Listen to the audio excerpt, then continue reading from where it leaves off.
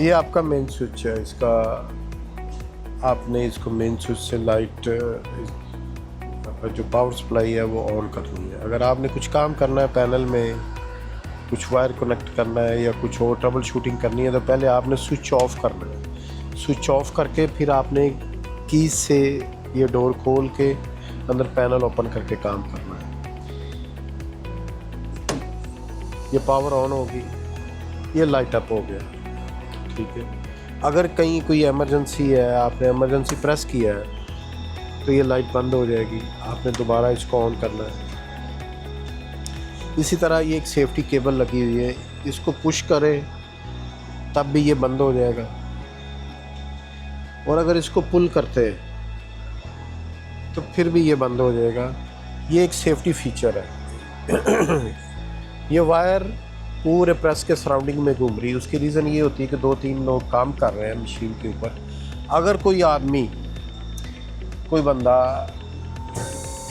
पर काम करते हुए प्रेस को उठा देता है, वो दूसरा बंदा अभी शीट को एडजस्टमेंट कर रहा है, तो क्या होगा कि उधर से वो आदमी या तो हाथ से या अपने पाँव या घुटने से जो केबल को प्रेस करेगा और मशीन उधर ही खड़ी हो जाएगी, मशीन चलेगी।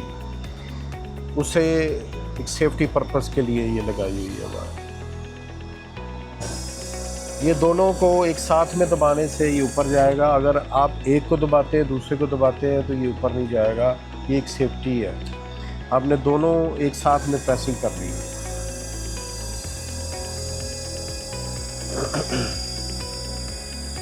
और प्रेस करने से पहले आपका जो एक डिज़ायर्ड प्रेशर है, जितना भी आपको रिक्वायर्ड है, वो आपने सेट कर लेना। मोस्टली लोग 100 to 150 यूज़ करते हैं, तो आप 200 भी कर सकते हैं।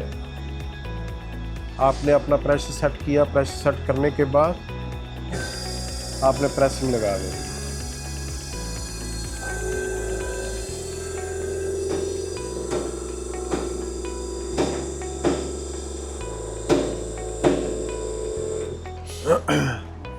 आपने अगर कोल्ड प्रेस लगाना है, तो कोल्ड प्रेस के लिए आपने इसको ऑटो पे कर देना है। ये मैनुअल मोड है और ये ऑटो मोड है। ऑटो मोड है।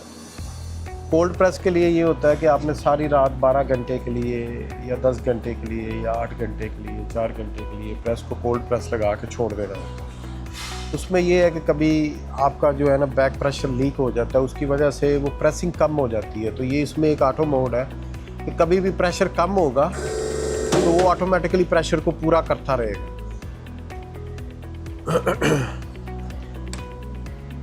ओपन करने के लिए आप इसको प्रेस करें, ये ऑटोमेटिकली ओपन होके अपनी पोजीशन पे आके खड़ा हो जाएगा।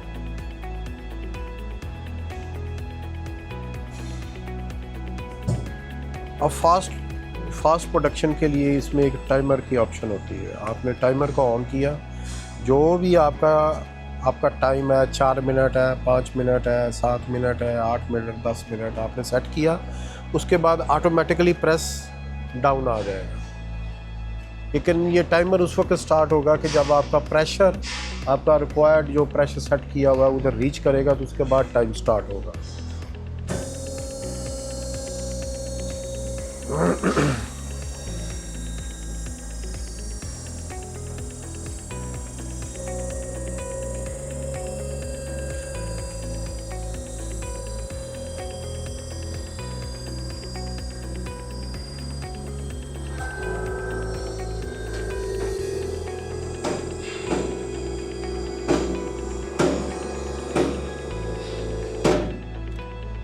ये टाइम स्टार्ट हो गया। ये जो ब्लिंकिंग हो रही है इसका मतलब ये है कि टाइम स्टार्ट हो गया। अब जब ये टाइम पूरा होगा, इट्स मीन हम अभी इसको ज़ीरो कर देते हैं। ये टाइम पूरा हुआ, ऑटोमेटिकली ओपन हो गया।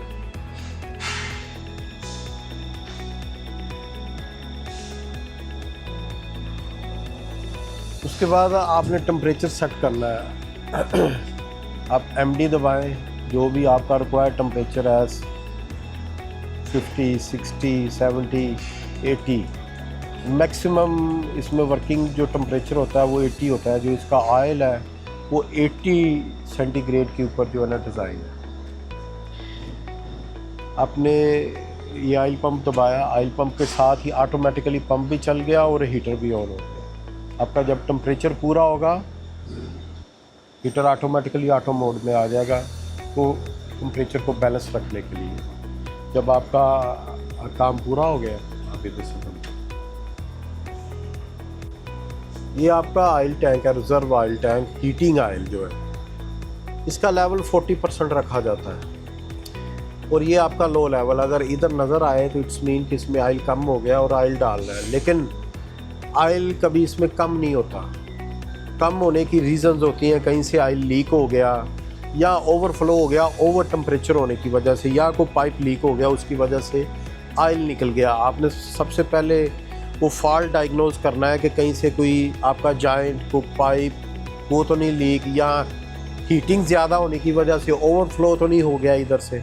अगर ऐसा कुछ हो गया पहले फॉल्ट को डायग्नोज करके उसका हल करना है, सोल्यूशन करना है और उसके बाद ऑयल का लेवल करना है, और ऑयल का लेवल 30 to 40% होना चाहिए।